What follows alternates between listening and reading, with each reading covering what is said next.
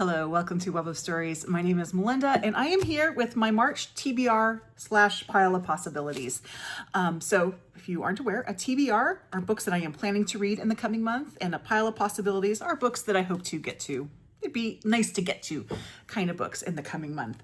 And if you have ever seen my channel before, you have probably heard me talk about this, but I'm hosting an event in March, which is March on the Moors, which is dedicated to reading the Brontes. So I do have a fair number of books related to that to go through, but that I'm not going to be reading exclusively Bronte books. So there's a selection here. Let me go through it. So the first thing is I always read an Agatha Christie every month, and I've been doing it in roughly publication order. So I am up to The Hollow. This is a Poirot novel, and it says, a far from warm welcome greets Hercule Poirot as he arrives for lunch at Lucy Angatel's country house. A man lies dying by the swimming pool, his blood dripping into the water. His wife stands over him holding a revolver. As Poirot investigates, he begins to realize that beneath the respectable surface lies a tangle of family secrets, and everyone becomes a suspect. So this is the Agatha Christie that I'm going to be reading this month. And then for my Shakespeare project, if you didn't see my draw for March, March's play is All's Well That Ends Well, so we have another comedy. I have not read this. I don't know much about it other than what Judi Dench talked about in her book, Shakespeare, the Man Who Plays the Rent. So I am looking forward to this one. I'm going to try and get to this early in the month. Lately, I've been kind of getting to the plays in the second half of the month. I'm going to try to get to this one earlier in the month. Okay, so let's get into some of the Bronte stuff that I'm going to be reading.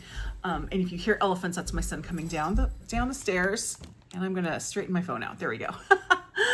Our group read for March on the Moors is Agnes Grey by Anne Bronte. And I will put this invitation out again. If you would like to read this along with us, there will be a Voxer channel. And I have a schedule that stretches it out over a month. You don't have to stick to that schedule. Mostly going to use that. I will probably stick to that schedule because I have a lot of other books. But more with that schedule is to in discussions to make sure we're not spoiling anything. But if you'd like to join us in reading Agnes Grey, it's probably the shortest Bronte novel. Just let me know and we'll get you into a Voxer chat for that. And that starts on March 1st. That is a reread for me. I mean, I've read all the Brontes. That's a reread. So I'm definitely going to be reading that. And then I am going to be doing as a buddy read, Here on Earth by Alice Hoffman. This is a retelling of Wuthering Heights by Emily Bronte. So this is going to be part of March on the Moors as well. I really enjoy Alice Hoffman. She has quite a few books, and I'm trying to read her backlist. So this was a perfect time to knock this one off the list. But I'm buddy reading this with Michelle at Michelle Lynn Reads. And then I have this novel, which is Half-Life of a Stolen Sister by Rachel Cantor. And this is a novel of the Brontes. It's a fictionalization of their life. I don't think I need to read the summary or the synopsis because it's the Brontes. It's a fictionalization of their life. So I have been holding on to this one for this month. And then if you saw my possibilities for March on the Moors, I found a book in researching that I've got to read, and I found it and I bought it and I'm going to read it. And that is Anne Bronte, Nightwalker. It's an urban fantasy novel, just something kind of fun. So I'll be reading that. This next one has an asterisk by it. I have two here that have asterisks by it for the same reason. And this one is In Search of Anne Bronte by Nick Holland. I have this on order and it's back ordered and it hasn't been fulfilled yet. So I'm hoping it comes by March, but I can't guarantee that. My library does not have a copy of it, but I'm going to see if I can get it through interlibrary loan just as a backup. So it really depends on whether or not I can get my hands on this particular book in order to read it. But I do really want to read an Anne Bronte biography because most of the biographies, you can get biographies of Emily and Charlotte or of them all together. But this is the only one I found that was just Anne or really focuses on Anne. So crossing my fingers. And then for some non-Bronte stuff, if you saw my video on Tuesday, this book was recommended to me by Ellen at Ellen Made Book Club, and I really want to get to it, so I'm making a point of it. And this is The Mare by Angharad, Hampshire. I did have to order this from the UK. It is not available in the US. The gist of this is the main character grew up in Germany, and during World War II, she served as a guard at a Nazi death camp. She was called the Mare because she would kick women, kick the prisoners, and she kicked them to death, according to the back of the book. And then forward, decades later, she's just living her best life in New York, married, kids, and all that, and people find out who she is. And so this sounds really kind of timely and also very interesting. And kind of with that, March is also middle grade March. And I've had this book sitting on my shelf, and when I first got it, I was not in the right mindset to read it. I think I am. I mean, if I can read this book, I can read this next book, and that is my second Alice Hoffman of the month, When We Flew Away, a novel of Anne Frank before dying. So this is a middle grade novel talking about Anne Frank's life up to the point where they went into the annex, I believe. I think it ends when they go into the annex. This is Alice Hoffman's most recent book.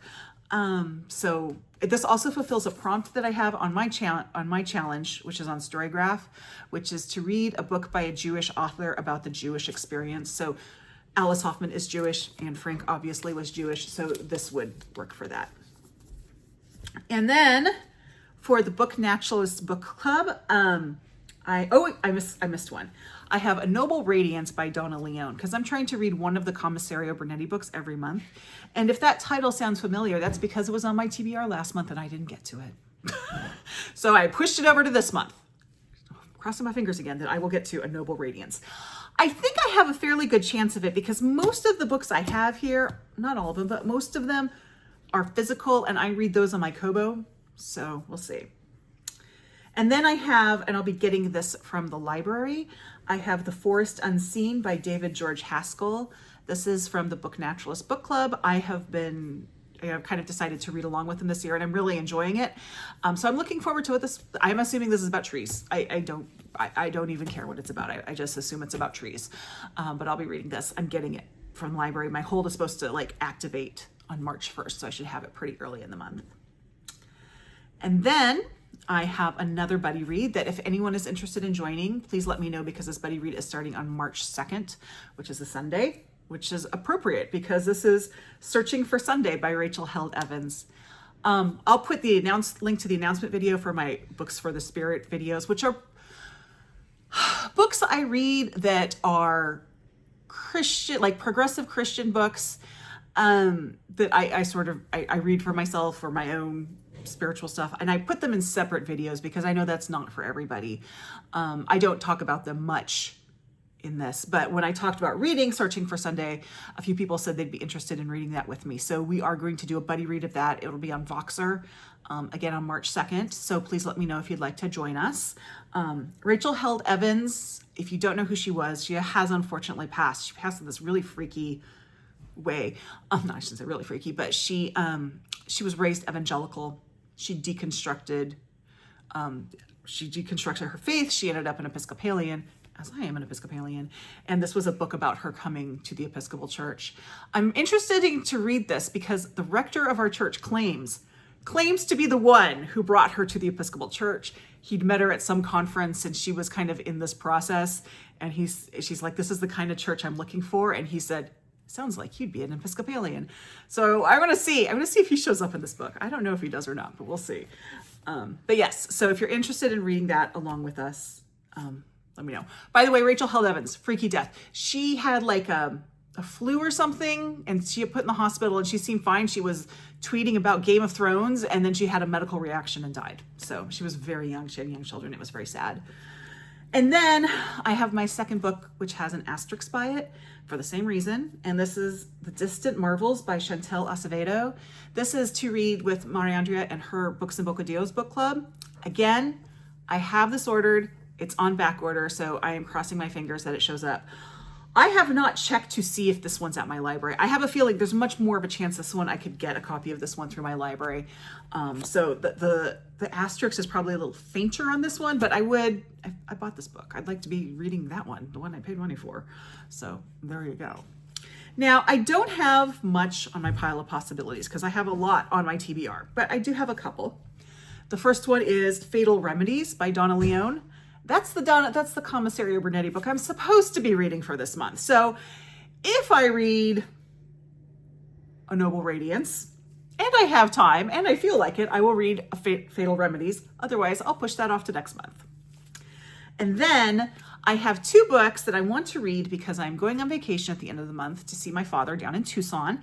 And so I have 2 books that are set in Tucson. And last year I ended up reading a book that was set in Tucson, and it was kind of fun. So I thought, I'll do that again. And the first one is Dinosaurs by Lydia Millet.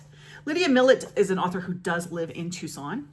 And let me read the synopsis on this.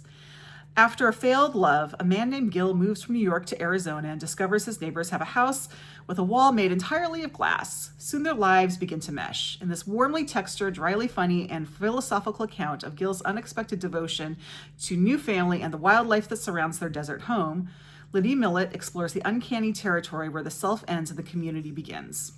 So that's something that I hope to read while I'm in Arizona.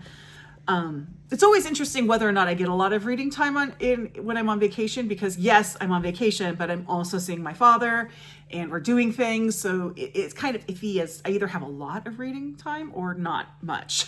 So we'll see. And the second one that I have is also set in Tucson, and it's called Birding with Benefits by Sarah T. Dubb. This is a romance, some just kind of light and fun. I'll be getting it from the library. So that is the other book on my pile of possibilities. Now, normally I do a TBR game and choose a book that comes down off my shelf. I'm not going to do that this month because I have a pretty big TBR with March on the Moors and other things. And also my immediate TBR bookshelf is overflowing.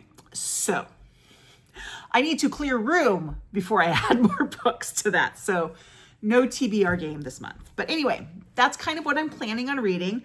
I did not do especially, I don't want to say I didn't do well because there are reasons why I didn't do it, but in January, I read everything that was on my TBR. I didn't read anything on my pile of possibilities, but I read everything that was on my TBR. In February, there were a lot of books that for reasons I just didn't get to, or I chose not to read.